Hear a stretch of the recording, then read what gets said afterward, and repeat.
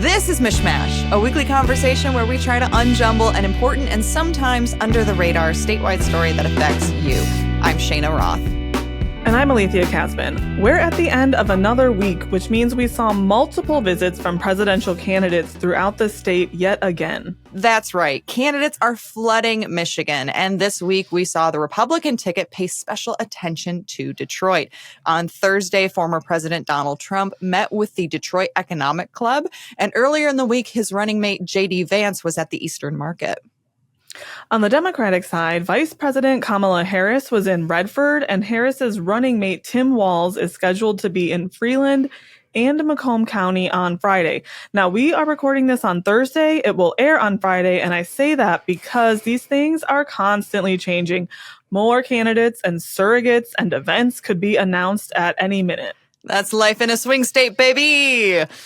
But seriously, both candidates see Michigan as being among the must-get swing states to win the 2024 election.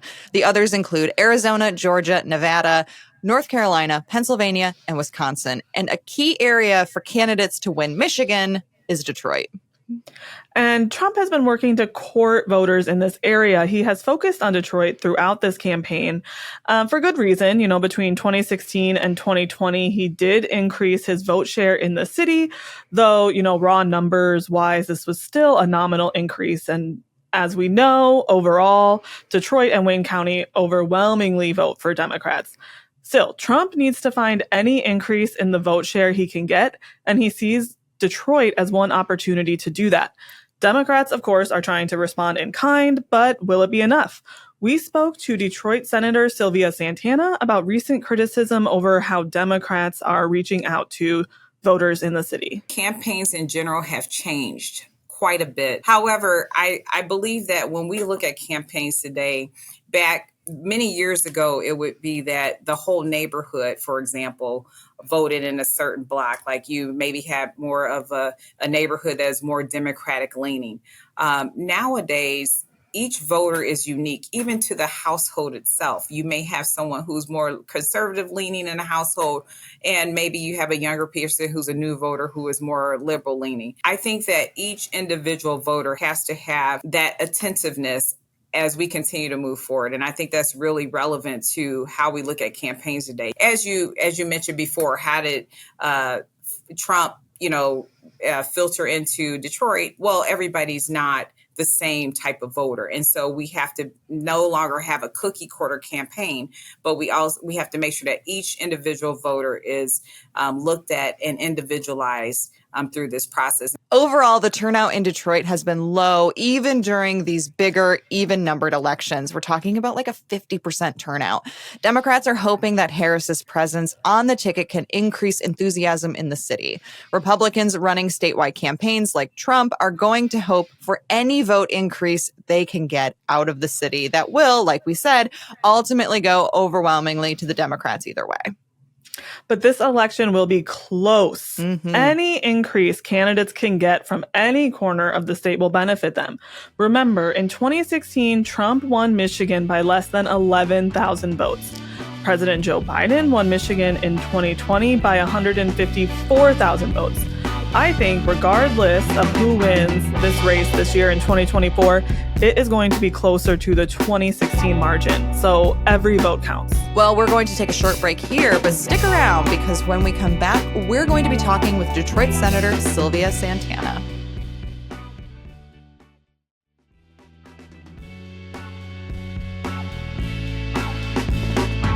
Welcome back to MichMash. I'm Cheyna Roth.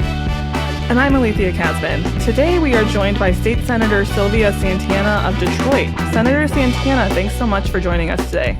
Oh, thanks for having me on your show. So there have been some long-standing issues with staffing at the Department of Corrections that have really been boiling over in the last few months. So I kind of want to start there.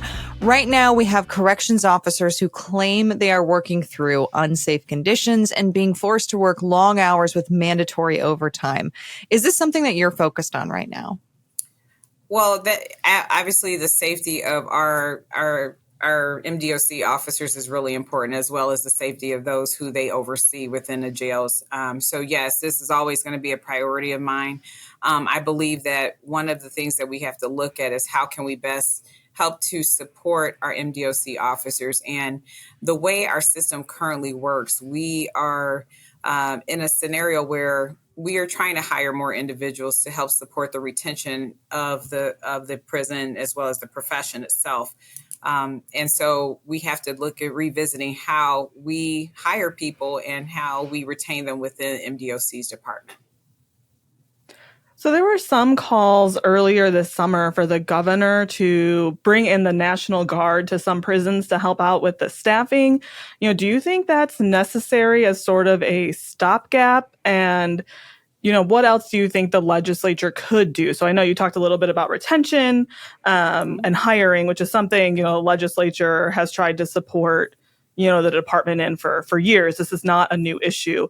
Is there anything new there that you guys could try? No, I don't think that at this point the National Guard is necessary. I do believe that we have tried in the past to really hire individuals, provide bonuses for individuals coming into the department, but it is a unique career. And when you just think about corrections and law enforcement across the board, across the country, this career is not something that is as attractive as it once was before. So we have to become innovative in the way that we structure our corrections facilities in the state. I think we've done a significant job with trying to get people out who, are close as possible to their ERD dates. To help support the reduction of people within the Department of Corrections. But there has been many conversations around trying to support that attraction of new talent to MDOC. And I think portion of that is around looking at going back to the pension system. That's something that, and from a state government standpoint, that people in the past look for as a carrot on a stick to be a part of state government as well as public service. And I think we have to look at that. I think once we are at a point where we do have a significant amount of staff, I think we need to be innovative around just staffing ratios as well as how we look at the structure of the day.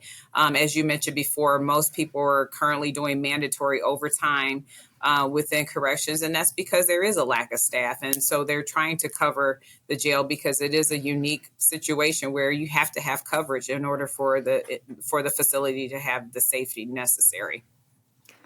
Moving on to criminal justice policy. Throughout your time as a lawmaker, you've been focused on criminal justice reform. How have things changed in that area since you first took office?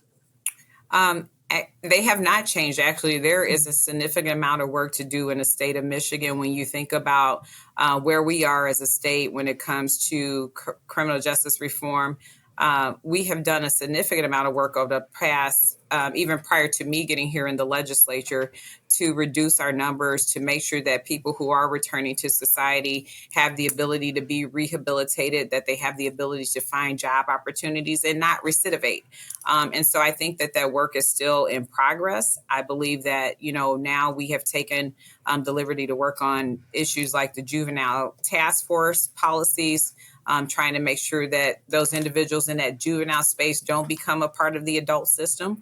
And so those are things that we're still a work in progress. And I think that there's a lot of work yet to be done to make sure that we continue to reduce the amount of people in our system. And also from a public safety standpoint, making sure that they are getting back to society and transitioning back to society rehabilitated. 1 in 6 people in the state of Michigan have a felony on their records. Just to bring it home, we grew up, and you may know a person in your family that might have been a part of the correction system, but nowadays it's more noted, especially here in Michigan. And 1 in 3 in the state of, and 1 in 3 people in Detroit have a felony on their record. So it's a real eye-opening situation where we're trying to do our best to make sure that those people have expungement opportunities, as well as can, like I said, get back to society in a meaningful manner. So you introduced some bills, I think, in July, at the end of July, kind of touching on criminal justice reform. And 2 of them a pair of bills caught my eye where, certain offenders who were sentenced to life without the possibility of parole, I think it was before 1980, could, then actually see parole or at least qualify for parole. Can you talk a little bit about what that bill means, why that date was a range you were looking at? What are those bills all about?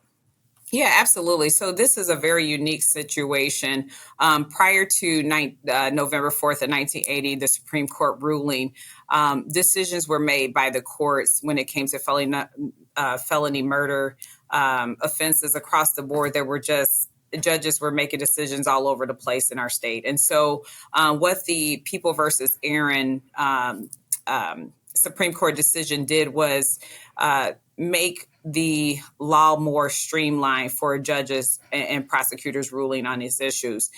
And because of that, we have a unique situation in the state of Michigan where there were over 150 plus people who obviously they did not have intent to commit the murder, but because they fell within, they were in the car or a part of the commission of the crime or the felony, they were also considered a part of the actual crime itself. And so if we were looking at this issue today, they would not have that particular offense on their record. And so many of these individuals are in their 50s, 60s, and 70 years of age, who currently have done over 40 plus years in the Department of Corrections. And so these bills would allow over 117 people the opportunity to have their cases re-looked at or revisited by the parole board. And that's why we want to expand it to 13 people on the parole board so we can revisit those cases. And so the Department of Corrections is also on board with this decision and supportive of the bill package. And so it also would allow for those individuals to receive housing if they are so granted that release date. Just to follow up on that, I'm curious, that your bill that you just described is pretty tailored, but there's other bills in the House, that deal with, potential resentencing for folks who have long sentences. And there's been a lot of criticism, on this idea of kind of looking at people with long sentences and potentially sentencing them later. What do you make of that criticism? Do you think it's unfair to victims to go back and maybe shorten someone's sentence after the fact? I think in this particular case is very unique because other states have already, as their legislative or their Supreme Courts have made decisions and rulings on the felony murder convictions, they have already retroactively gone back and said that these individuals can requalify for parole application. And so I think that's what's really important here is that this is a unique group of individuals, a small group of people who, from a taxpayer standpoint, are most elderly in the corrections facilities and also are most expensive individuals. And so I think that this particular circumstance, as I said before, they would not, if we were looking at these issues, looking at the crime committed today, they would not have the conviction of life in prison based off of the felony murder statute today. So I think that what we're doing is a niche and it's a unique group of people. But I think they are warranted at least the opportunity to have their cases revisited by the parole board.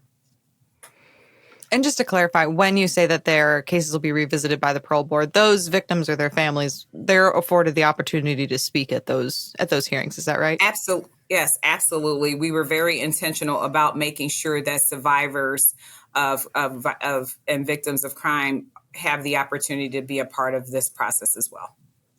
And you've also sponsored legislation to expand the state's hate crime laws. What do these bills do? And are you optimistic that the legislature can get them across the finish line this year?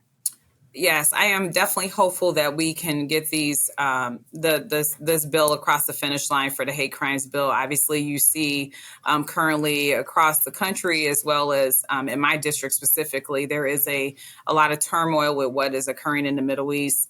And we've seen here in the state of Michigan where individuals who just live in a community like Grosse Pointe that are African American are being targeted by their neighbors just because they're African American. And so I think it's really relevant to make sure that prosecutors have the ability to be able to prosecute for these hate crimes that we're seeing currently in our state and across the country.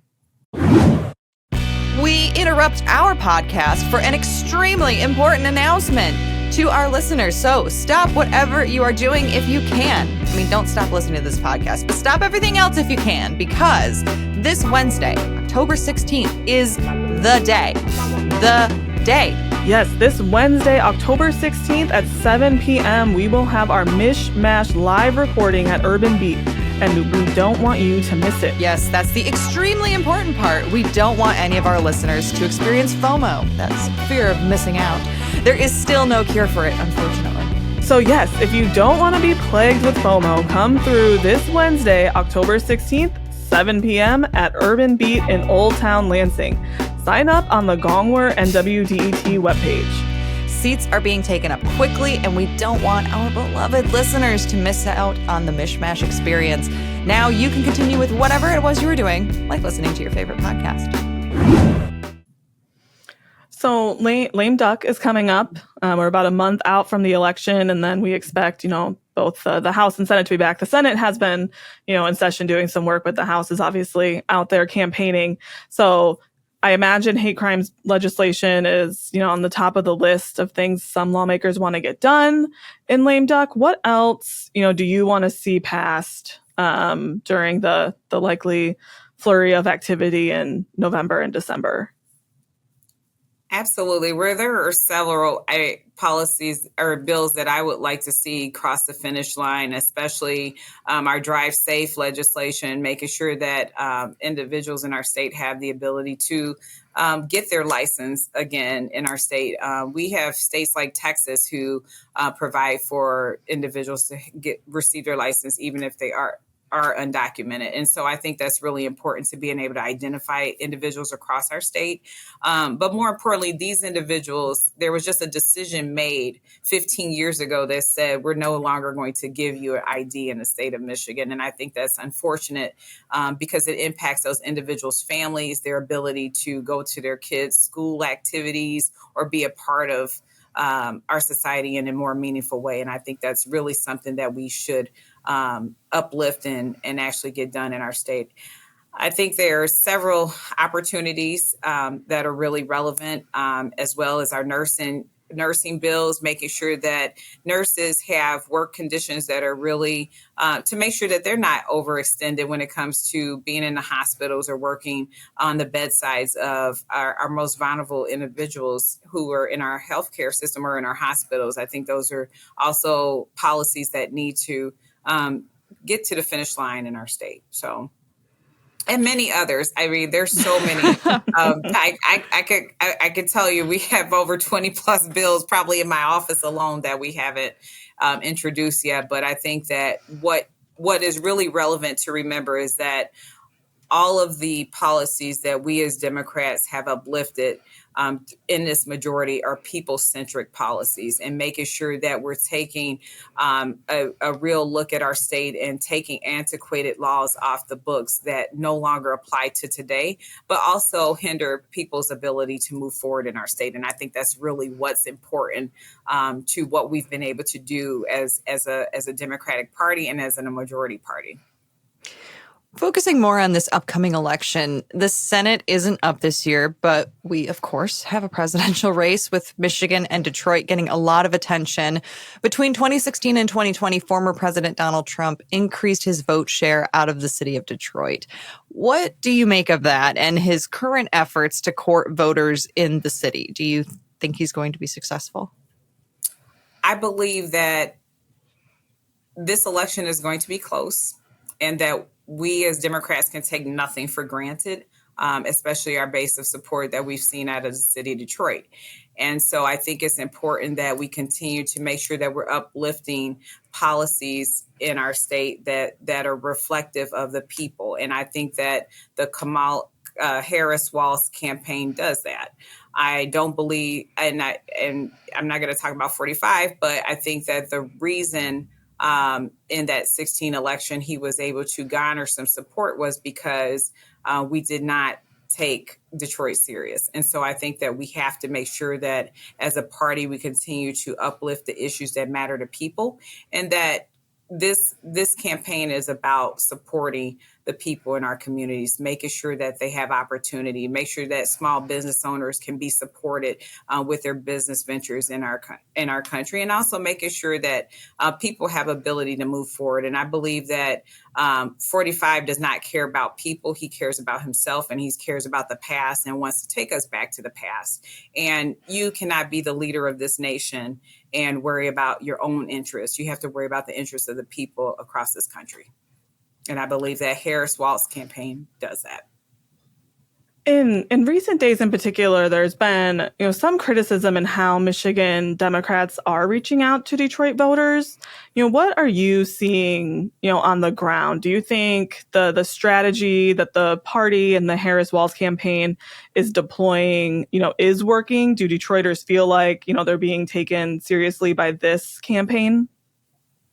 I think that campaigns in general have changed quite a bit since even I ran for office back in 2022.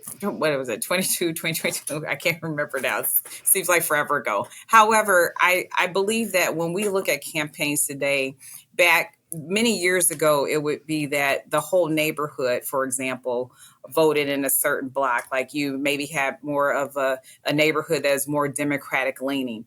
Nowadays, each voter is unique, even to the household itself. You may have someone who's more conservative leaning in a household, and maybe you have a younger person who's a new voter who is more liberal leaning.